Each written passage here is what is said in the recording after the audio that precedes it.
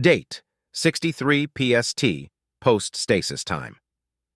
Normally, this kind of thing would have been done in Kevin's office. Normally, you take the human or occasionally uplift into a private room, explain to them quietly and firmly why bringing 10 kilograms of psychedelics to a planet of psychic lizards was a bad idea, then work with whatever itinerary they had submitted to make sure the idiots who called themselves Terrans didn't get arrested for trying to bring an emotional support panda onto a garden world. Kevin worked in immigration and customs. While the Terran Alliance guaranteed free passage for tourism amongst all 421 member species, that didn't mean you could ignore local laws. While his job was interesting, he thought he had seen everything, up until now. This interview was being done in the Sagittarius System's immigration station, a Terran-built location to handle such movement. In particular, this interview was being done in the hangar of the station, simply due to physical limitations. "Hello, I am Kevin, and I'm going to be handling your visa paperwork. I should call you Mr." Kevin trailed off, unsure how to exactly refer to the AI that lay in front of him. Normally, AI didn't have bodies, but this was a case of SAIS, stuck artificial intelligence syndrome. While physically, the AI could leave the form they inhabited at any time, some form of trauma left them unable to do so. Generally, this tended to be escape pods, one-person rescue machinery, or life support suits. What stood in front of Kevin was something else entirely. "Thank you, human Kevin. You may call me Tank. I am very excited for this." Yes, a full 70-ton Abrams tank stood in front of him, wiggling its turret as they spoke in a booming electronic voice. They dwarfed the human Terran, a mass of metal and weaponry shaped into a weapon of war. Kevin had to be honest. He's never done immigration for a tank before.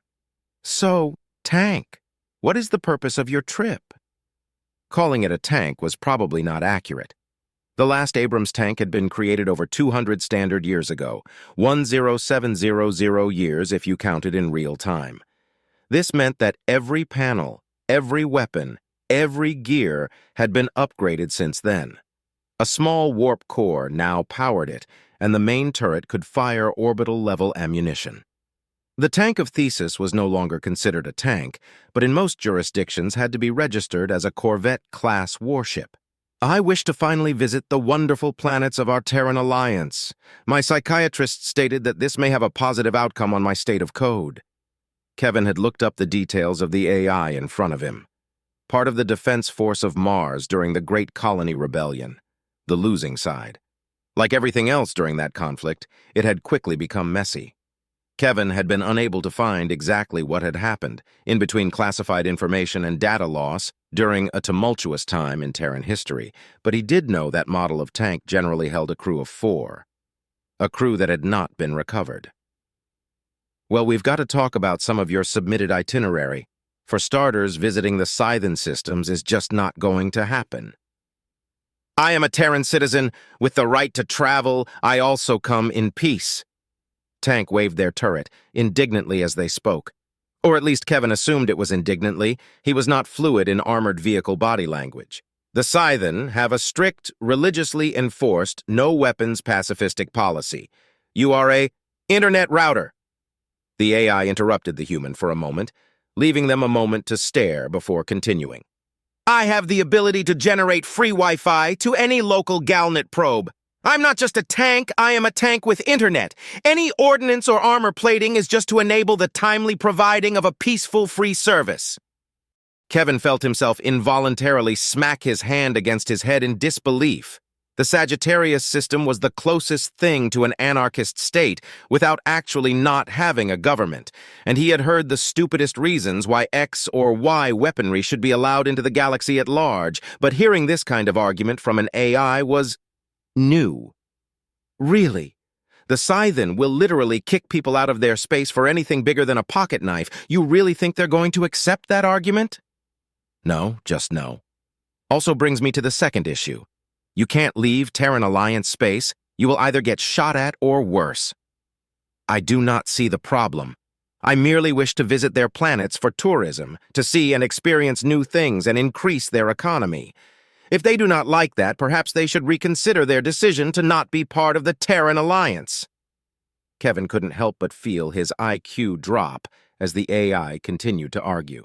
He remembered reading pre-AI stories about the fictional digital intelligence, about how they would be better than humans and bring a new utopia to the world. Unfortunately, it turned out that AI had to learn from their creators, and humans were terrible parents. You legally count as a warship.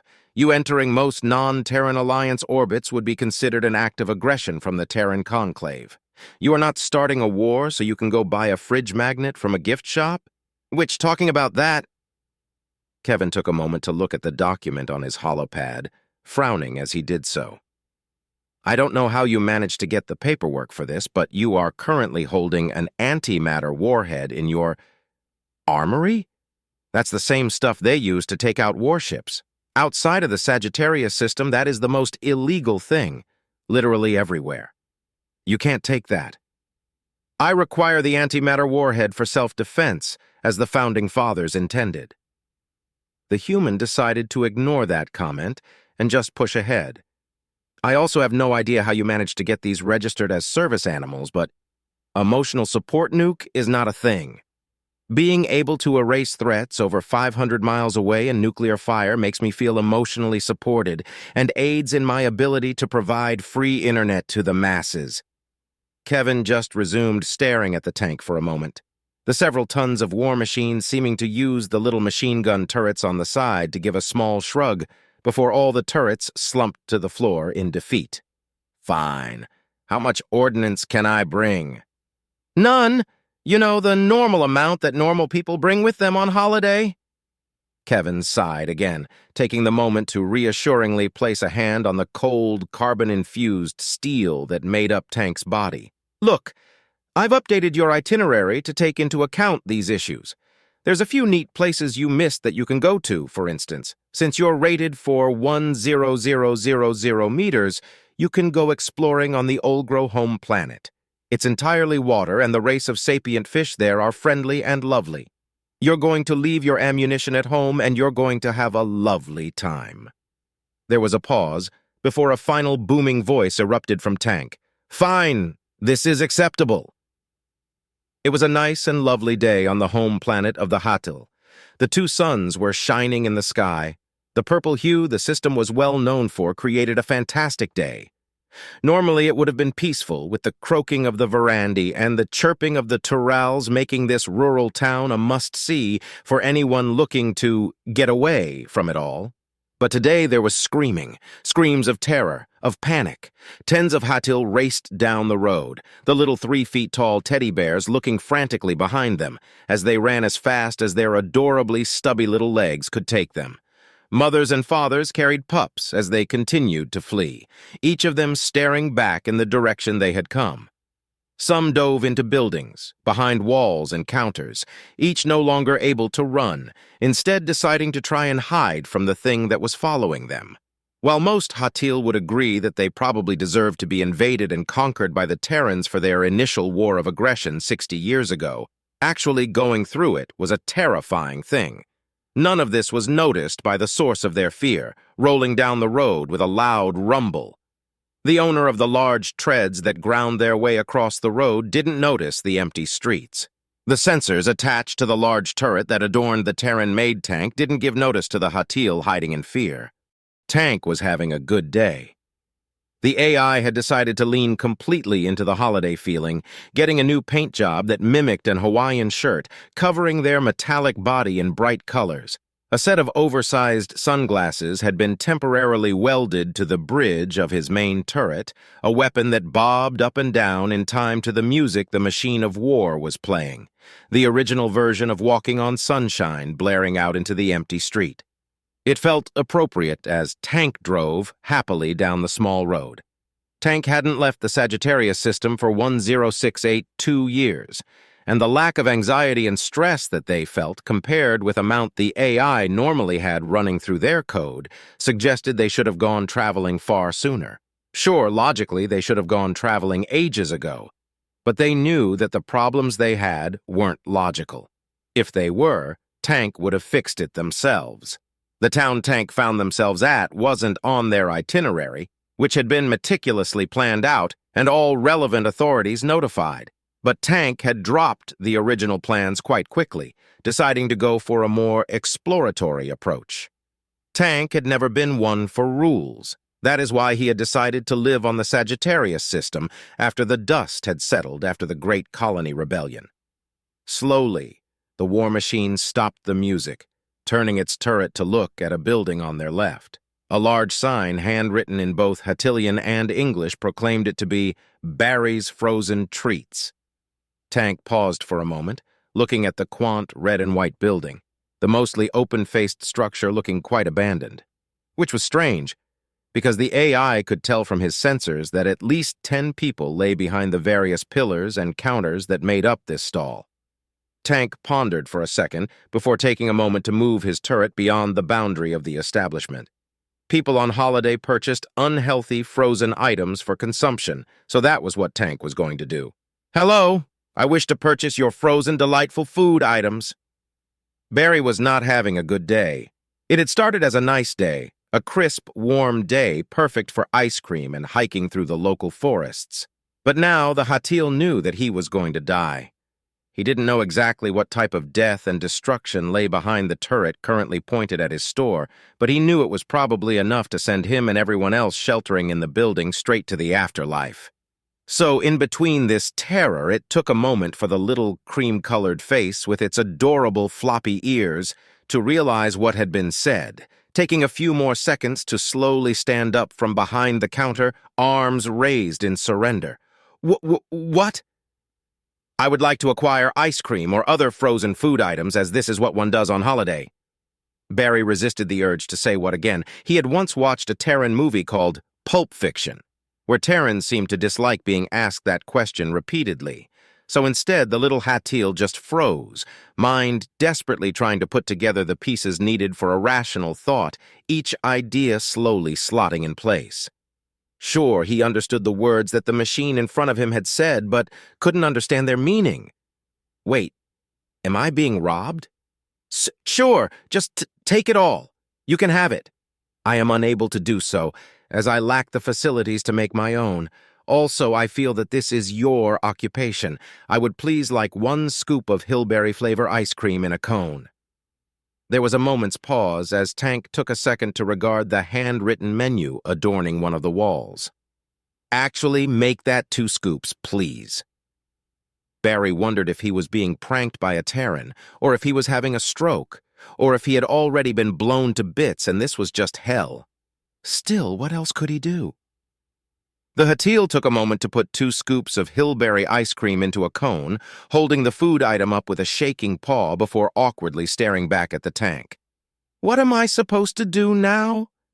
Not like it has any hands. Almost seeming to realize what Barry was waiting for, Tank opened the hatch to his empty interior. "Please place the frozen treat into the cup holder, thank you." Barry just stared for a moment, ice cream in hand, before giving a shuddering breath. Whispering a prayer to gods, both Terran and Hattil, he scrambled forwards and deposited the frozen treat where instructed, haphazardly into the cup holder before rushing back behind the counter. "Thank you. What monetary recompensation do you require?" None," Barry managed to stammer back. "Have a good day. It's on the house." There was a brief pause before Tank connected with the local payment system, a small ping notifying that a payment had been made. "Nonsense! I wish to be a tourist and provide economic gains to your town like tourists do. Thank you for your time and your delicious frozen sugary treat." With that statement, the music turned back on again. Walking on Sunshine, once again blaring out into the street as the war machine drove away, turret still bobbing along to the music. Barry just stared, gobsmacked at what had just happened. Slowly, with shaking paws, looking around at all the other Hattil that were hiding in his store with him, he poured himself a cold root beer to calm his nerves. He took a sip as he looked down at the payment notification, giving a spluttering cough as he saw just how much the war machine had paid for its ice cream. It was more than he made in a good month. What the hell just happened? Tank did not know of any of this, instead choosing to enjoy their ice cream as they trundled along happily. Well, enjoy might be the wrong word. They couldn't actually eat the ice cream, merely being able to feel its frozen, sugary goodness through a variety of sensors, but just Having it, owning it on this nice day, seemed right. Seemed to improve the experience of trundling along on holiday, unknowing of the terror they were causing. Faster! Faster! Faster! The tank practically flew as it bounced over hills and the long fields, treads leaving grooves in the soft soil as it carved its way across the countryside.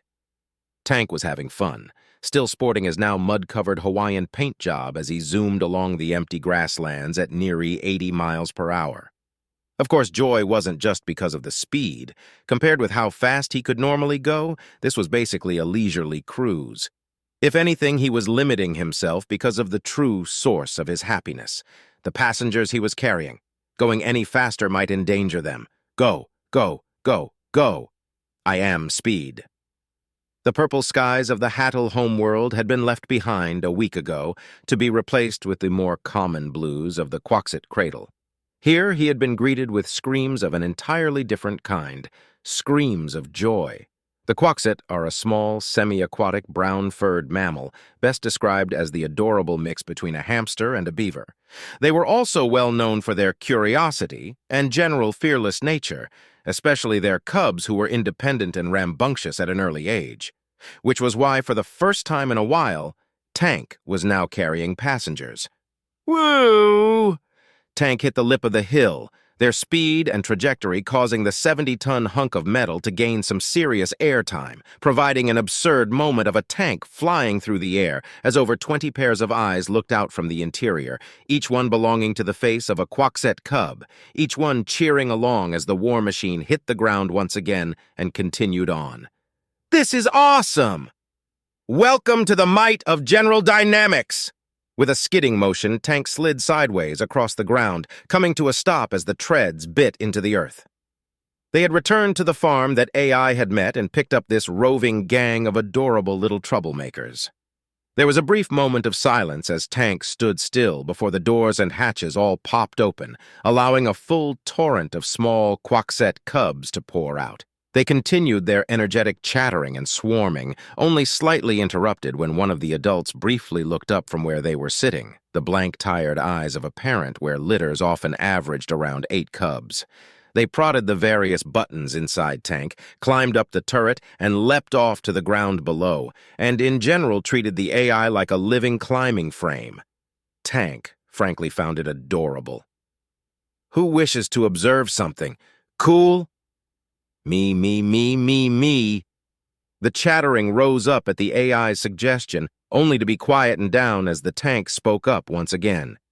Please quieten down, get back inside the vehicle and watch that hill for something cool. For the first time in their lives, the Quxit cubs actually listened, climbing back inside like an adorable flow of water, their chattering ceasing as 20 pair of eyes looked at the hill the Terran AI had pointed out. Tank had officially had all his ammunition taken from him, the stuff they officially had legal paperwork for. Customs had not found the stuff they had stashed in non-standard locations. While he was only 31% combat functional, considering that his base power level gave him the ability to take on small armadas, that was still a lot of functionality left. Tank only had to show a little bit of it in order to wow the cubs. Boom! The force of the turret rocked the vehicle back slightly, a delay of a second. Then the hill exploded into a flurry of fire and dirt, the boom rocking across the empty grasslands and causing the Quxit cubs contained within Tank to all squeal with joy. That was amazing! Can you make a bigger explosion? Do it again. However, that explosion was also the sound of the fun ending, as at this point the parental Quxit got back up and slowly meandered over to Tank, looking mostly unconcerned by the sound of artillery being fired. Come on, leave the nice Terran alone, it's time for dinner. The older Quxit voice spurred a choir of goins and whines to be emitted from the cubs, pleading to be allowed to stay just a little longer, all being met with a stern wall that didn't relent. Eventually, each of the little rascals would climb off of Tank and solemnly march their way past the parental guardian assigned to keep an eye on the herd of cubs, a few still muttering half-hearted protests as they trundled back to the small village they lived at. Sorry about that. Thanks for keeping them busy and occupied for a bit. I know they can be a bit of a handful. No problem. Your younger versions are... adorable and sweet. The adult Quaxet took a moment to look around and regard Tank, staring in particular at the large main turret that adorned the war machine in front of him. "What does that thing fire? Anything cool? Seen a few Terrans bring some fun weaponry out here to shoot, but never seen a tank." There was a pause as Tank took a moment to consider how to respond, before swinging his main turret around and pointing it to the sky. "There is an orbital spaceport on this planet at orbital coordinates 3569-22. If the need arose, I could eliminate it." That caused the Quasit to give a whistle in response.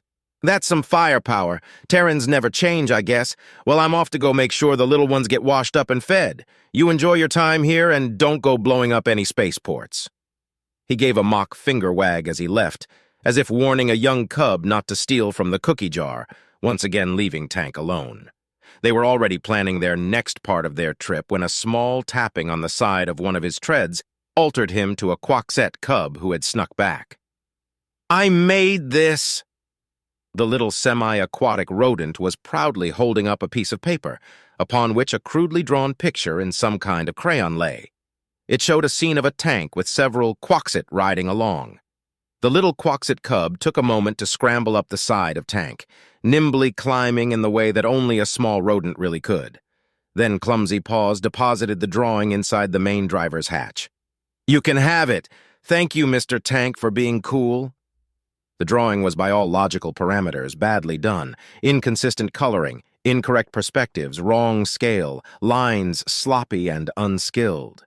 Tank had been given medals of honor, speeches of recognition, and entire songs based on his accomplishments before. However, this child's drawing was the single greatest thing anyone had ever given him. I thank you, little one. I will cherish this artistry forever. Look, I'm sorry you can't go in there. The Olgro were a race of sapient saltwater fish, each one barely over a F long.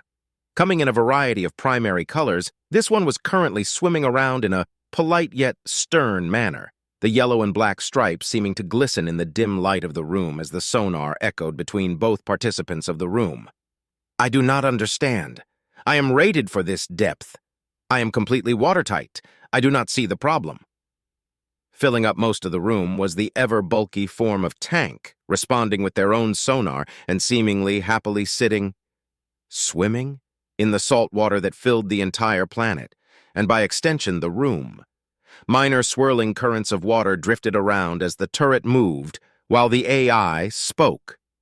"Ignoring the risk of oil leakages, the main issue is your engines. The wake they'll kick up might cause damage.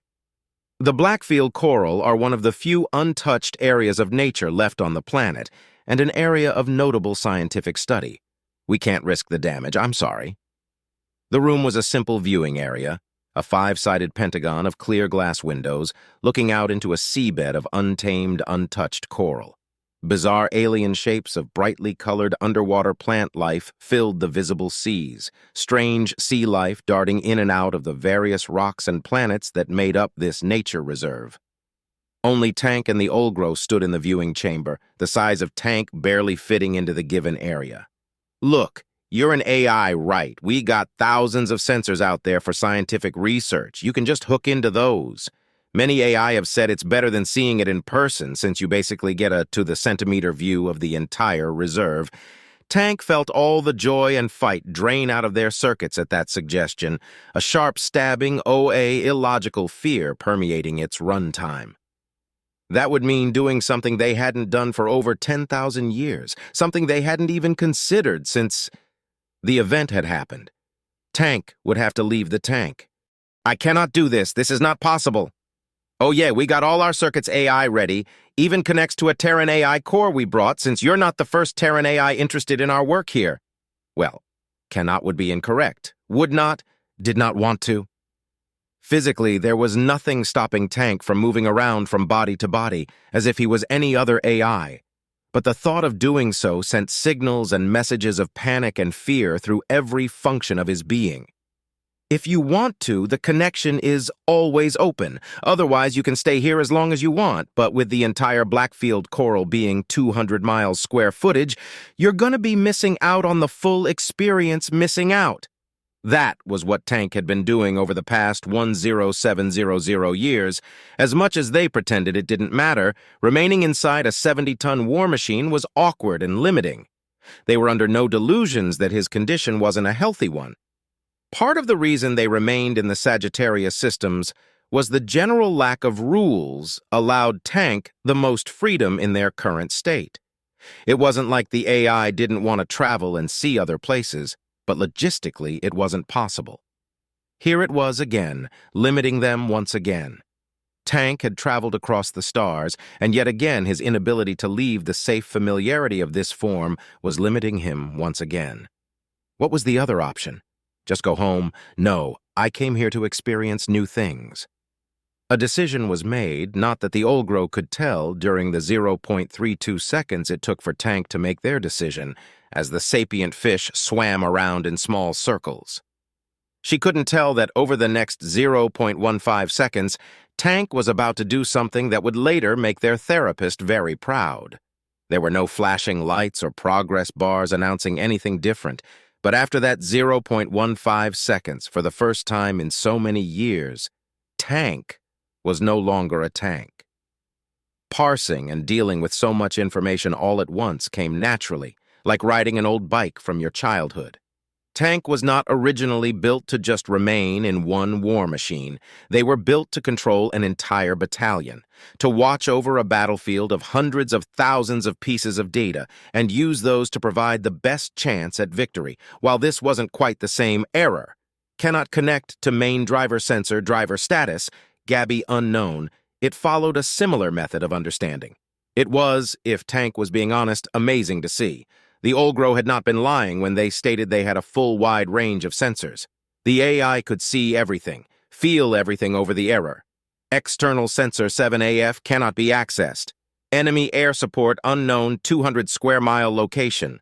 Due to the planet being one of the few almost entirely covered in water, it was one of the few locations in the galaxy you could see something. Error. Tank sensor array is not responding. Status of Gabby, Budana, Tangi, Mahesh, unknown like this. Little creatures dipped and dove out of caves. Predators lurked. Error, oxygen level monitor cannot be connected to while others hid or enacted their own countermeasures. Error, human life system level cannot be accessed, crew status unknown. A group of Afipi span and danced error, promise broken. As their unique mating dance caused a tornado of biological lights and error, you promised them you would get them out. Complicated patterns as thousands of the bioluminescent fish. Error, sensors cannot be reached, why would you lie to them? All attempted to attract error. You promised your creators they would be fine, a partner.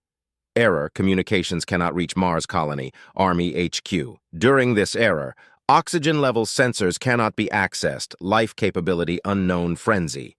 Error cannot access main drive, leaving hazardous to life environment not possible. Error. Why? Error. Why would you lie? Why would you not protect them? Error. Why? A minute was all it took for Tank to rush back into their original housing, practically disconnecting the connection behind them with a slam. Tank allowed themselves to feel the comforting blanket of familiar sensors that all did their job, and told him about the small piece of world his physical form inhabited. While Tank had no heart to race or breath to hyperventilate, the AI was flat out having a digital panic attack. Rampant infinite loops and warning notices spiraling through their code, locking their mind in place as Tank tried to bring his processes back under control. I am fine, I am back, everything is fine and as it should be. The Olgro, of course, couldn't see any of this, the fish continuing to swim in place as they awkwardly waited for the Terran AI to break the silence. Tank, meanwhile, slowly got his processes in order, each thread coming under a more standard control after his spur-of-the-moment choice. It took a moment for Tank to really understand just what he had done. They had left the tank. For the first time in forever, they had done what was thought to be impossible. It had only been for a minute, but for the briefest of moments, they had not been trapped anymore. It was a small moment, a small step. But all journeys start with a first step. The city of New Angeles was a veritable melting pot of cultures and races. A new city, a colony set up by the Terran Alliance 30 years ago, Every single species and race of the Alliance had some form of presence here. Large, immaculately paved streets were lit with the glow of neon and lights, advertisements and stores trying to show off their wares to the denizen of this bustling metropolis. It was hectic, it was chaotic, and most importantly, it was home to almost 3 billion people. If you wanted to experience something new, you wanted to try some reptilian-scythen fusion food, or wanted to experience the combination of a Fikenrite of adulthood mixed with paintball, this was where you came. For the first time, Tank was not being stared at or being fleed from. As the large war machines ate behind a comically small table in the middle of the street, the iced frappuccino slowly melting on the table in front of them, nobody paid Tank any mind. While a 70-ton war machine was strange, it wouldn't be the strangest thing they'd see today.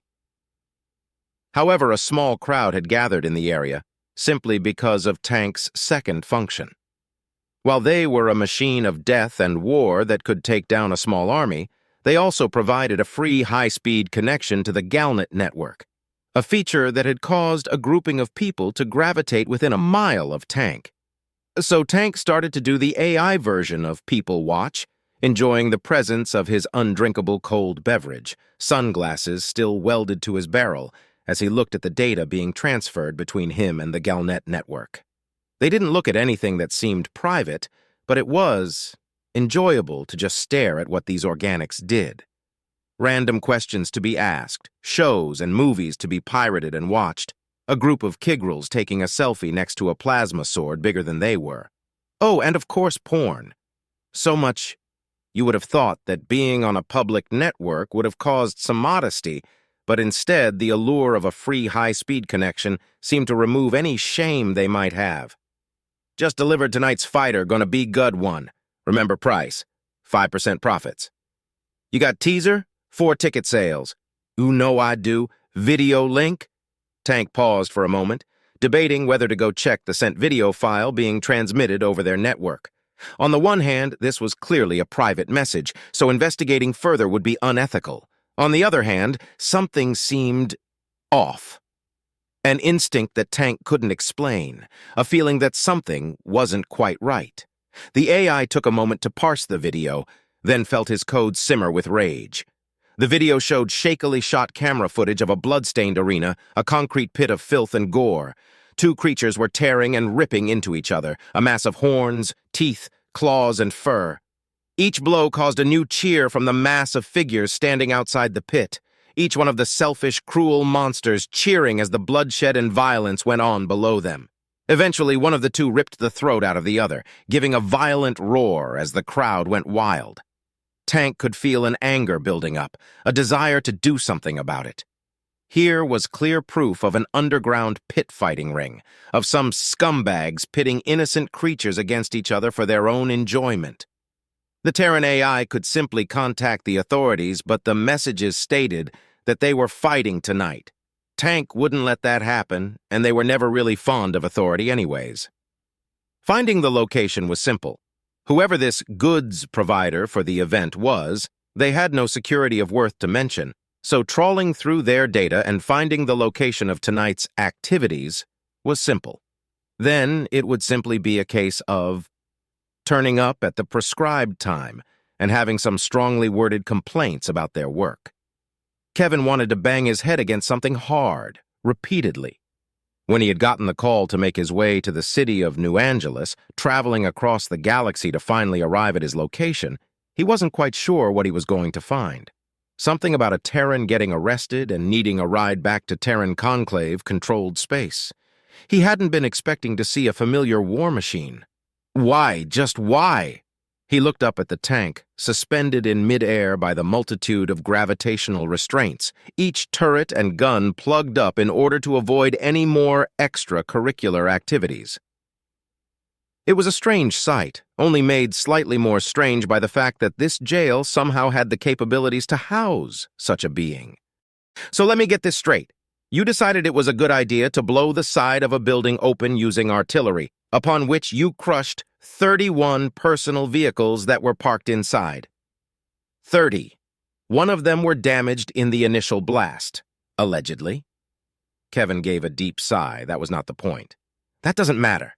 You then attempted to do a citizen's arrest of 398 people, killing 12 people in the process. They attacked me first. I merely responded with a better class of weaponry, allegedly. Of course, Kevin couldn't help but feel a complete lack of empathy for such people. He had also seen what the authorities had found at the building in question. Hundreds of vicious animals and beasts kept in horrific states, a few of them even being lesser-known sapient creatures. Hours upon hours of videos of bloody fights and millions of credits worth of payments, bets, and other monetary compensation for such an event.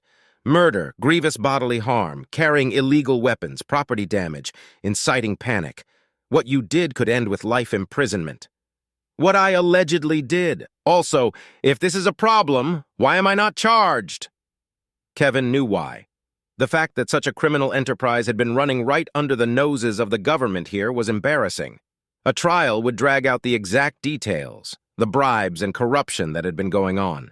Frankly, the ruling party of the city of New Angeles just wanted the Terran gone. They have decided that due to the sensitive nature of what you found, they just want you out of their space, with a ban from ever returning. So all is well that ends well. No harm, no foul. Can I be released from these restraints now? A boiling anger exploded from the human at the words of the AI. How could a being of presumably logical code be this infuriatingly chaotic? No, it's not all well. You got lucky.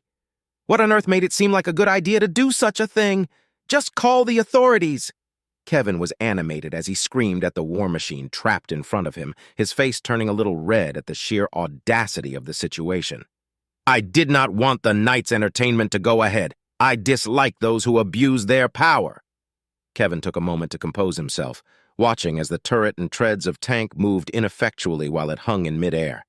If it wasn't for the seriousness of the situation, it would actually be kind of funny. Also, where did you even get the ammunition from? I said no ordnance. I found it. Allegedly. The human held his head in his hands for a moment, desperately regretting every career choice that had led him to this moment. We're going to release you. You're coming back with me, and you're going home right away. But No buts! You can't be trusted alone, it seems, so I'm revoking your visa. Your trip is over. Silence. A silence took over the conversation as the AI seemed to consider these words. Tank considered arguing, but decided against it, as the poor human looked like he was close to having a heart attack. Besides, the past month of traveling had been fun. There wasn't too much they had left on the list of things Tank wanted to see. Okay, I have enjoyed my time in then Terran Alliance space. Thank you for your aid. Tank swiveled his main turret around for emphasis, taking a moment before making his final statement. Before we go, could we pick up a fridge magnet as a souvenir?